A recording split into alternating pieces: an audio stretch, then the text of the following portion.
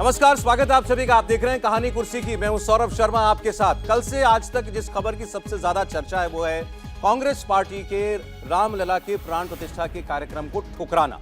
Congress party की तरफ से कल ये ऐलान कर दिया गया था कि सोनिया गांधी, मल्लिकार्जुन खड़गे और इनके अलावा अधीर रंजन चौधरी, ये तीनों लोग 22 तारीख के प्राण प्रतिष्ठा कार्यक्रम में नहीं जा रहे हैं। लिखित वजह जो बताई गई थी बयान जारी करके, उसमें यह लिखा गया था कि अर्धनिर्मित मंदिर का उद्घाटन किया जा रहा है सियासी कारणों से। मंदिर बनकर तैयार नहीं है, इसलिए इसका ये जो पूरा आयोजन है इसको हाईजैक कर लिया है आरएसएस और बीजेपी ने।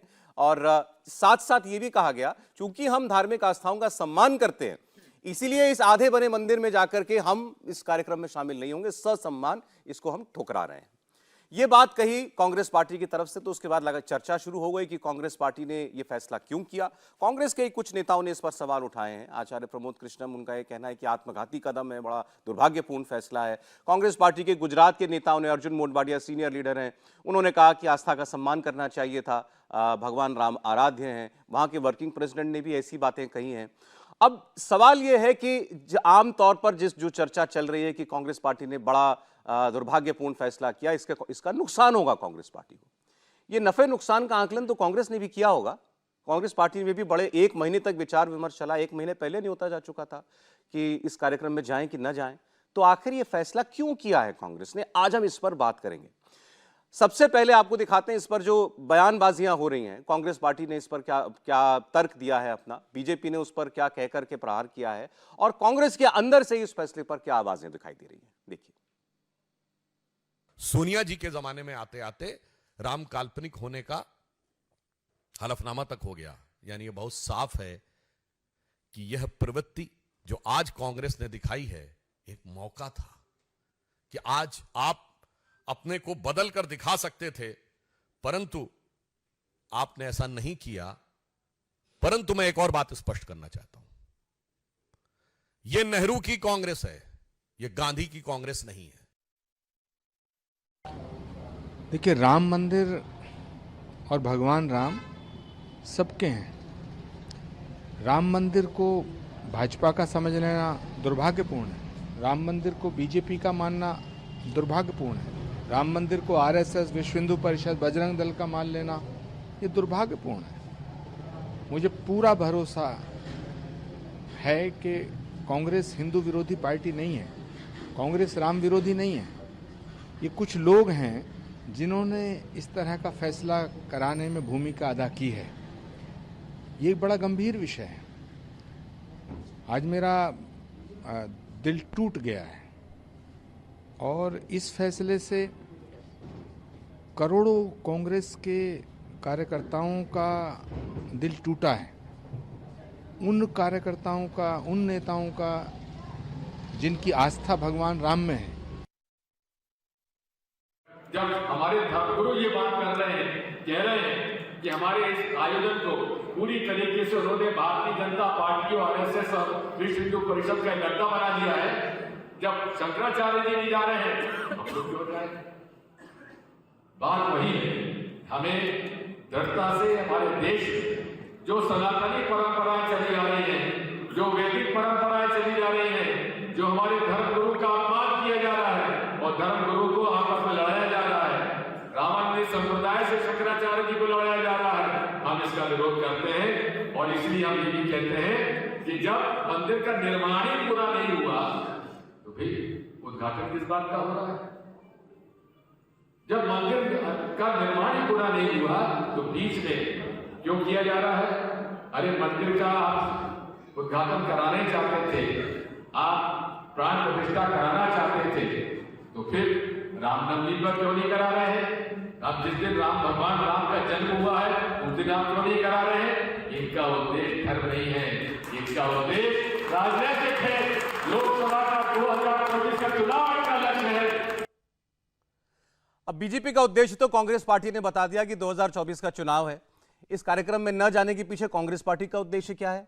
क्या वो चुनाव नहीं है? क्या वो वोट नहीं? आइए इस पर हम बात करते हैं। हमारे मेहमान स्टूडियो में हमारे साथ हैं रोज की तरीके से हर्षवर्धन त्रिपाठी जी, समीर सौगांवकर साहब और राहुल महाजन जी। आप तीनों का बहुत स्वागत है। हर्षवर्धन जी, आप जो आम चर्चा चल रही है कि कांग्रेस पार्टी ने अपना बहुत बड़ा नुकसान कर लिया है, कोई कह रहा है कि आत्मघाती कदम है, कांग्रेस पार्टी हिंदी बेल्ट से साफ हो जाएगी इस कदम के बाद, आप मानते हैं ऐसा ही कुछ है? क्या कांग्रेस ने वाकई में बिना सोचे समझे निर्णय कर लिया? उत्तर प्रदेश में 80 सीट लोकसभा सांसद 1, बिहार में 40 सीट लोकसभा सांसद 1, राजस्थान में एक भी नहीं, मध्य प्रदेश में 1, गुजरात में एक भी नहीं, दिल्ली में एक भी नहीं। यानी एक तरह से कहें कि जिस हिंदी प्रदेश या हिंदी पट्टी से या उससे जुड़े प्रदेशों से कांग्रेस पार्टी के साफ हो जाने की बात हम सारे लोग, हम राजनीतिक विश्लेषक के तौर पर या राजनीतिक जो विद्यार्थी समीक्षक के तौर पर कर रहे हैं, वहां कांग्रेस है ही नहीं। कांग्रेस पार्टी है कहां? कर्नाटक में। आई कहां? तेलंगाना में। उम्मीद कहां दिख रही? केरल में। बढ़ कहां सकती है? तमिलनाडु में। मत प्रतिशत कहां बढ़ाएगी? आंध्र प्रदेश में। लड़ना कहां है उसे? महाराष्ट्र, उत्तर प्रदेश, बिहार में उस वोट के लिए जो उससे छूट गया था। कांग्रेस पार्टी बहुत, जिसको कहें कि स्पष्टता के साथ तय करके ये कर रही है। ठीक है, आप कह सकते हैं कि जो राम मंदिर का आंदोलन था वो चला, उसकी जो कड़वी यादें रहीं, उन सबको थोड़ा सा किनारे किया जा सकता था अगर सोनिया जी वहां होती। मतलब निजी तौर पर मेरी ये राय है, लेकिन मेरी निजी राय से या किसी की निजी राय से क्या होता है? कांग्रेस पार्टी अपने राजनैतिक जो कहें कि उसका कालखंड है, जो 1885 से ये पार्टी चली आ रही है, उस पार्टी के अस्तित्व का संकट है। उसमें उसको लगता है कि वो देश की अकेली पार्टी है। और कल अगर आप देखें जो उससे जुड़े हुए लोग हैं, पत्रकार हैं, बुद्धिजीवी हैं, या जो भी लोग, वो क्या कह रहे हैं कि ये आइडिया ऑफ इंडिया, यानी कौन सा idea of India? Nehru ji वाला। कौन किसकी बात कर रहा था? वो राहुल गांधी। और अब किसकी किसकी लड़ाई है?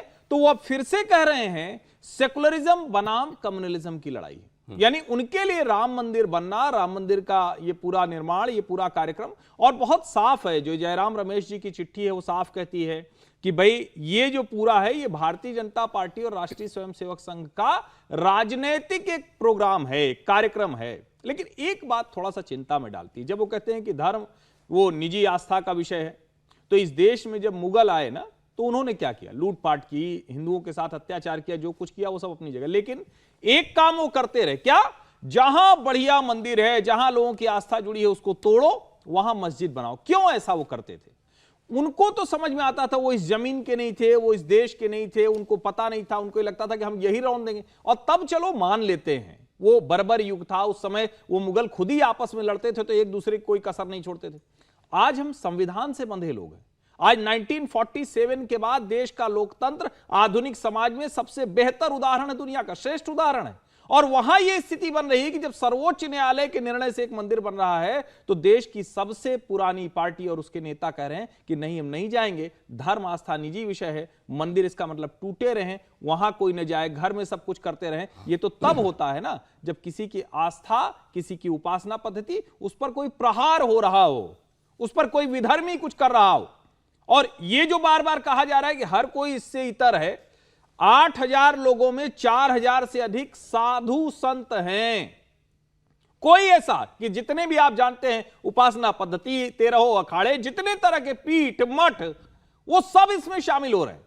शंकराचार्य का एक अपना स्थान है, और हो सकता है उनके मन में हो। अभिमुक्तेश्वरानंद जी जिनके शिष्य हैं, स्वामी स्वरूपानंद सरस्वती जी, शंकराचार्य बहुत सम्मानित थे। लेकिन सबको याद है कि एक बार प्रधानमंत्री नरेंद्र मोदी से संबंधित एक प्रश्न किसी पत्रकार ने उनसे पूछ लिया था, उन्होंने एक घुमा के उसके थप्पड़ जड़ दिया था। शंकराचार्य थे वो। और जो श्रृंगेरी पीठ के दक्षिणामनाय शारदा पीठ श्री भारती तीर्थ जी महाराज, उन्होंने क्या कहा है? उन्होंने कहा कुछ धर्मद्वेषी हैं जो इस तरह की अफवाह फैला रहे हैं। हम तो दीपावली से लेकर प्राण प्रतिष्ठा तक कह रहे हैं तारक मंत्र का जाप करो। जाएंगे नहीं, वो जरूरी थोड़ी ना है हर शंकराचार्य जाए, उनका अपना एक सम्मान है, उनकी अपनी पदवी है। कांग्रेस जो कर रही है वो बहुत स्पष्ट है कि कहां उसे रहना है, कहां उसे एक तरह से कहें कि वो हताश निराश। बहुत कैलकुलेटेड मूव है, कैलकुलेटेड मूव, ठीक है। और सीधे सीधे वोट ही कैलकुलेट किया गया। निश्चित तौर पर राजनीति है, विशुद्ध राजनीति। चलिए राहुल महाजन जी। देखिए, मैं तो अगर सारे तर्क जो है ना वो फेल हो जाते हैं, क्योंकि 1988 में राजीव गांधी थिरुवायूर टेम्पल से अपनी यात्रा शुरू करते हैं, अपना रोड शो शुरू करते हैं। तब क्या ये निजी आस्था का प्रश्न नहीं था? तब क्या ये पॉलिटिकल था? दूसरा मैं ये कहता हूं कि अपने यहाँ अंदर ही दरारें दिखनी शुरू हो गई हैं। अभी इस फैसले से पहले अगर हम बात करें तो उत्तर प्रदेश में जो उन्होंने अभी जो इंचार्ज बनाए हैं और अजय राय जो हैं, वो दोनों ही 100 नेताओं को लेकर जाने वाले थे राम मंदिर, वहाँ पे पूजा अर्चना के लिए जाने वाले थे 15 तारीख को। तो अगर, और अभी हिमाचल से बयान क्या आया उन्हीं के कांग्रेस के नेता का कि हम जो है वो जाएंगे राम मंदिर। मुझे लगता है कि कांग्रेस के अंदर खुद ही इस बात को लेकर दरारें शुरू हो जाएंगी, क्योंकि राम मंदिर का या जो भगवान राम का प्रश्न है वो ऐसा प्रश्न है जो आस्था का प्रश्न है, और लोग कांग्रेस के अंदर हों या बाहर हों उन सबके लिए आस्था का प्रश्न है। और ऐसे में अगर आप ये करेंगे कि हम नहीं जाएंगे या बाइकआउट जैसी स्थिति आप दिखाने की कोशिश करेंगे तो आपके खिलाफ जाएगा पूरी तरह से। नहीं, जो लोग ये कह रहे हैं कांग्रेस पार्टी को बहुत नुकसान हो जाएगा, वोट, बहुत बड़ा वोट का नुकसान हो जाएगा, राम मंदिर के इस कार्यक्रम में न जाने से कांग्रेस पार्टी को जो भी वोट मिलने वाला था, क्या वो कुछ घटने जा रहा है?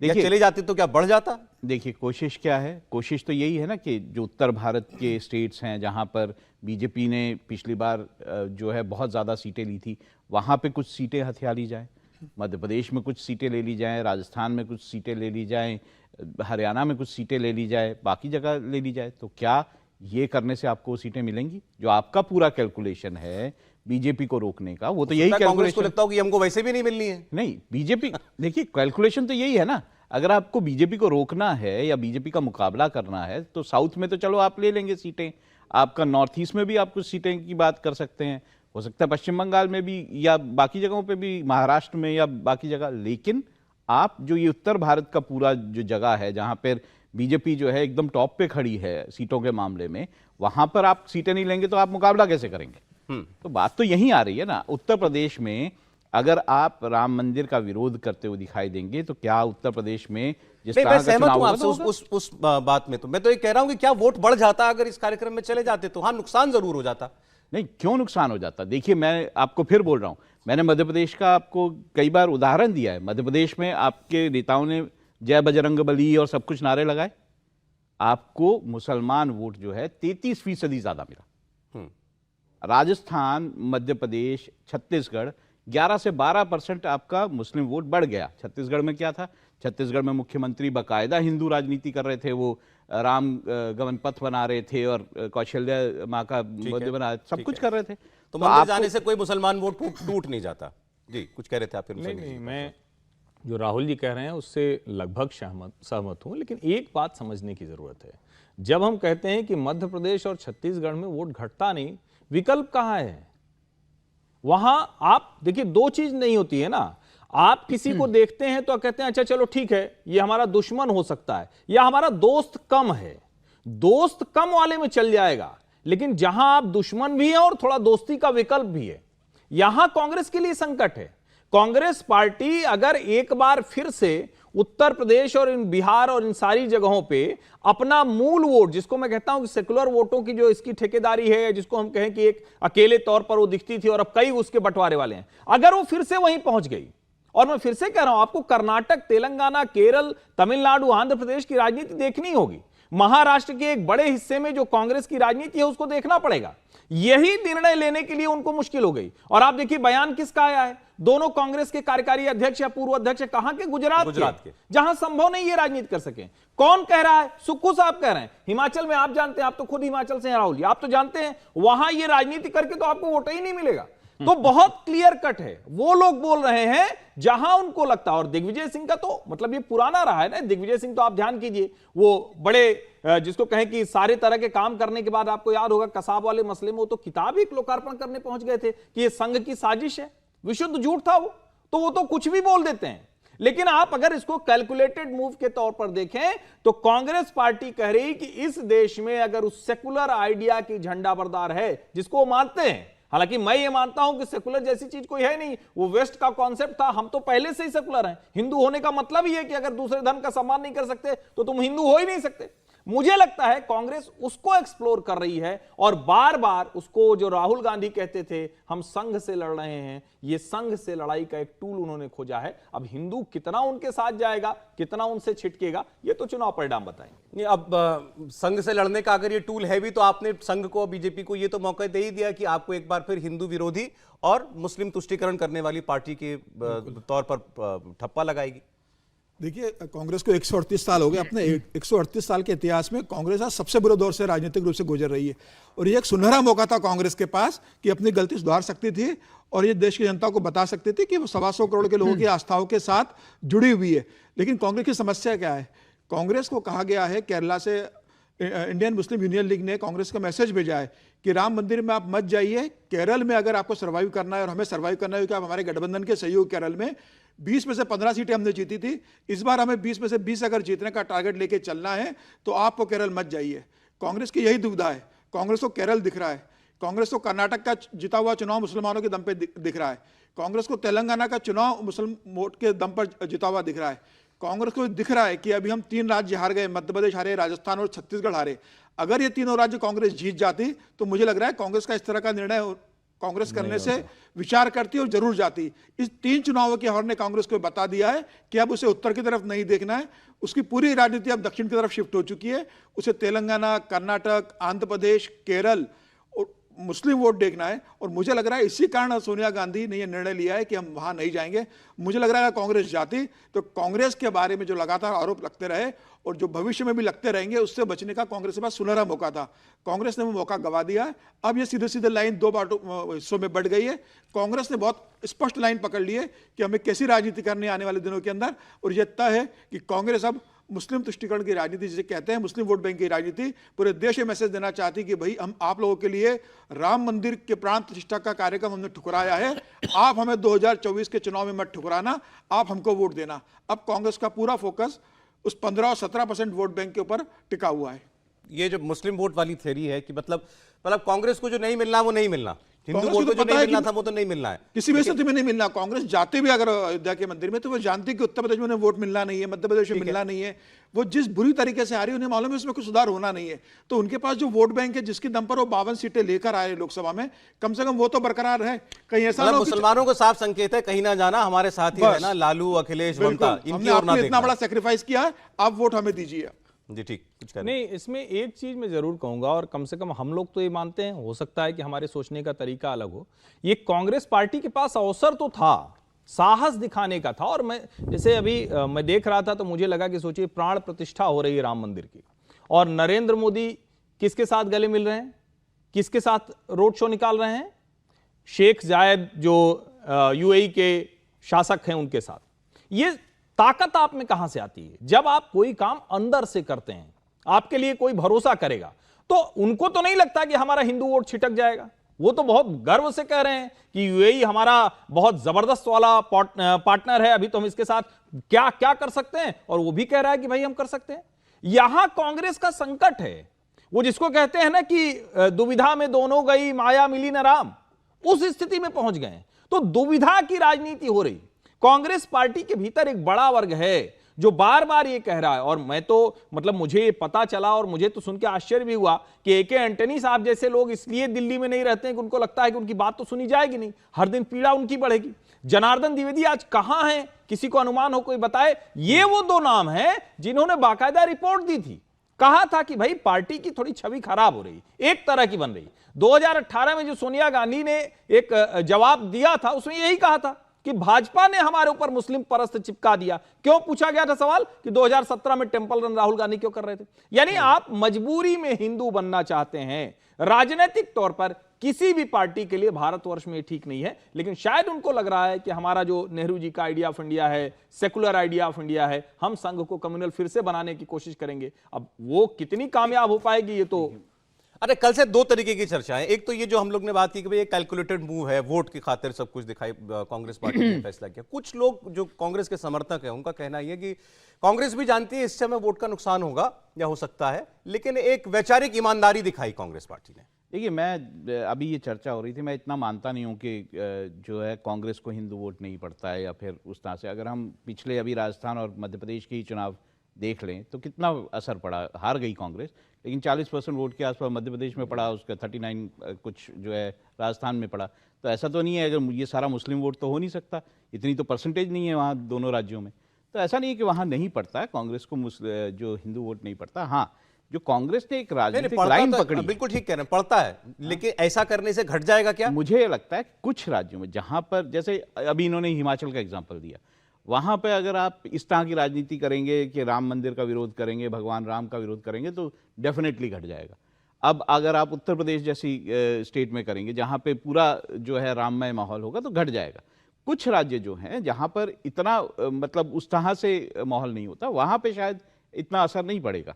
लेकिन हाँ, ये ओवरऑल अगर हम देखेंगे तो ये कोई उस ओर जाने वाली राजनीति नहीं है जिसमें आपको घाटा ना हो। आप नहीं, घाटा होगा, आप ये कह रहे हैं? घाटा होगा, नुकसान होगा, नुकसान इसका होगा। अरे बहुत से कल और सीनियर जर्नलिस्ट तबलीन सिंह जी की मैं उनको सुन रहा था, हमने कोशिश भी की आज उनसे बात हो पाया, वो उनका व्यस्त था कार्यक्रम।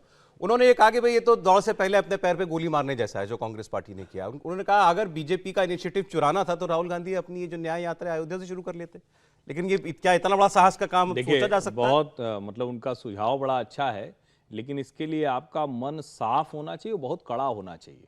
कहा जाता है ना कि जो किसी भी क्षेत्र में जो बहुत आगे बढ़ते हैं वो बड़े निष्ठुर होते हैं, उनके लिए कई लोग अलग बातें करते हैं। लेकिन अगर आप किसी जगह पर शीर्ष पर पहुंच रहे हैं, सफलता की ओर बढ़ रहे हैं, तो आप अपने निर्णय के साथ सबसे पहले तो खुद कन्विंस होते हैं। और मैं तो एक बात कहता हूं ना कि सोचिए, मतलब साल भर के भीतर भारत जोड़ो से भारत जोड़ो न्याय यात्रा हो गई। पहले वो भारत जोड़ो से भारत न्याय हुई थी, फिर भारत जोड़ो न्याय यात्रा हो गई। जब लोगों ने कहा तो कहे अच्छा चलो अरुणाचल भी जोड़ लेते हैं। तो ऐसे नहीं चलता है। आपके दिमाग में किसी चीज की स्पष्टता आती है, तब आप कहना शुरू करते हैं कि देखो भाई मैं ये कह रहा हूं, ये ठीक बात है, तुम लोग नहीं समझ रहे थे लेकिन सोचो तो ये बात ठीक लगेगी। अब कुछ लोग उसको सुनना शुरू करते हैं। कांग्रेस की दिक्कत यह है, वो कोई थीम, वो कोई आइडिया, वो कोई ऐसा नैरेटिव वो लोगों को बता ही नहीं पा रही जिससे वो खुद कन्विंस है। और उसके भीतर अलग अलग तरह के जब स्वर आते हैं, जैसे ये जो सारे स्वर आ रहे हैं, अब ठीक है आचार्य प्रमोद कृष्णम को आप कह सकते हैं लंबे समय से वो नाराज हैं, उनको वो खुद कहते हैं कि भाई हिंदू वेशधारी कोई उनको पसंद नहीं आता। लेकिन अर्जुन मोढवाडिया जो दूसरे कांग्रेस के नेता हैं वो बोल रहे हैं, और वो सिर्फ बोल नहीं रहे हैं, वो कह रहे हैं कि ये एकदम गड़बड़ है, इससे तो पार्टी कहां चली जाएगी पता नहीं। और कुछ लोगों को तो दिखता है। और फिर जब आप शंकराचार्य की आड़ लेने की कोशिश करते हैं, फिर जब आप कहते हैं कि नहीं नहीं इससे तो ये हो जाएगा, हिंदू विभाजन जैसा दिखने लगता है, तो संकट होता है। और ये सब कब हो रहा है? जब इकबाल अंसारी कह रहे हैं कि हम तो फूल फेंकेंगे, हम तो नरेंद्र मोदी आ रहे हैं, सब हो गया, हमारी लड़ाई थी। और देखिए ये कन्विक्शन का मसला है। इकबाल अंसारी उनके पिता को लगा कि भाई बाबरी के लिए हमें लड़ना चाहिए, उनका ईमान का मसला था, दीन का मसला था, वो लड़े। लेकिन दोनों एक साथ जाते थे, एक ही रिक्शे पे बैठ के।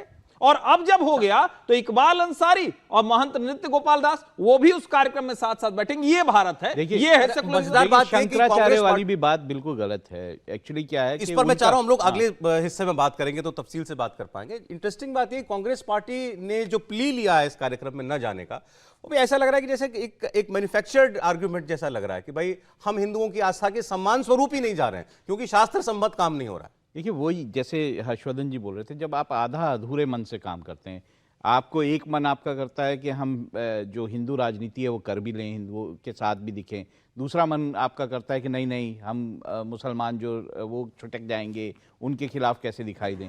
जब ये आप आधे अधूरे मन से कोशिशें करते हैं, जो कि उनके नेताओं में भी दिखाई देती है, खासतौर से राहुल गांधी में दिखाई देती है, तो आपको इसी तरह के फिर परिणाम देखने को मिलते हैं। आपके ऐसे फैसले होते हैं जो आपके खिलाफ जा रहे होते हैं। देखिए इसमें कांग्रेस के कई नेता सोनिया गांधी को चिट्ठी लिखने वाले 2-3 दिन के अंदर कि ये कांग्रेस इस निर्णय के ऊपर पुनर्विचार करे और 22 तारीख के प्राण प्रतिष्ठा के कार्यक्रम में कांग्रेस को सहभागी होना चाहिए। उत्तर भारत के कई नेता हैं, गुजरात के कुछ लीडर से यह तय है कि सोनिया गांधी ने अगर उनकी बात नहीं सुनी और 22 तारीख को प्राण प्रतिष्ठा कार्यक्रम में अगर कांग्रेस नहीं जाती है तो आने वाले दिनों में कांग्रेस से कई बड़े नेता यहाँ से यू टर्न करना तो खैर मुझे नहीं लगता मुमकिन है कांग्रेस के लिए। भाई सोनिया गांधी नहीं जाए, हेगड़े को भेज दें, अध्यक्ष को भेज दें, अपने अधीर रंजन चौधरी को भेज दे, किसी प्रतिनिधि को भेज सकती है ना कांग्रेस से। सोनिया गांधी नहीं जा रही है, लेकिन हमारी तरफ से ये व्यक्ति उपस्थित होगा उस कार्य के अंदर। लेकिन समीर जी, अब आपके वाले से मैं असहमत हो रहा हूं। जब आप कोई निर्णय ले रहे हैं तो उस पर तो टिकिए, वरना फिर वही हो जाएगा कि इधर से उधर, उधर से उधर, और आधी छोड़ जब आप आधी मिले जब ये निर्णय आपने राजनीति को देखते हुए लिया है तो आपके पार्टी के अंदर भी एक बड़ा वर्ग है जैसे पसंद नहीं कर रहा है। नहीं, वो अपनी अपनी राजनीति देख रहे हैं। गुजरात के नेताओं को मुश्किल हो जाएगी। तमिलनाडु का कोई नेता ये चिट्ठी लिखेगा क्या? कभी नहीं केरल का कोई नेता लिखेगा? लेकिन आप पूरी तरह से मेरा कहना, आप पूरी तरह से उत्तर भारत को छोड़ भी तो नहीं सकते ना। आप ये तो मांग के चल नहीं सकते कि यहाँ से। अच्छा, आप जो आर्गुमेंट आपने सुने इसमें कि अर्धनिर्मित मंदिर है, पूरा मंदिर नहीं है, जब बना ही नहीं है तो फिर उद्घाटन किस बात का हो रहा है? पहले तो मंदिर का उद्घाटन होता है क्या? दूसरा फिर ये कि भाई शंकराचार्य इससे बड़े नाराज हैं और शंकराचार्यों के बयान आए हैं 2-3 शंकराचार्यों ने जो बयान दिए हैं उसमें वो ये बात कहते हुए दिखाई दिए हैं कि यहाँ जो काम किया जा रहा है, जिस विधि से किया जा रहा है, वो शास्त्र सम्मत नहीं है, हमारे वैदिक परंपरा के अनुरूप काम नहीं है। हम किसी के बैरी नहीं है, लेकिन हम चाहते हैं जो भी काम हो शास्त्र सम्मत काम हो। इस पर क्या तर्क दिए जा रहे हैं दूसरी तरफ से, इस पर आगे हम लोग चर्चा करेंगे। आप देखते रहिए कहानी कुर्सी की, लौटते हैं।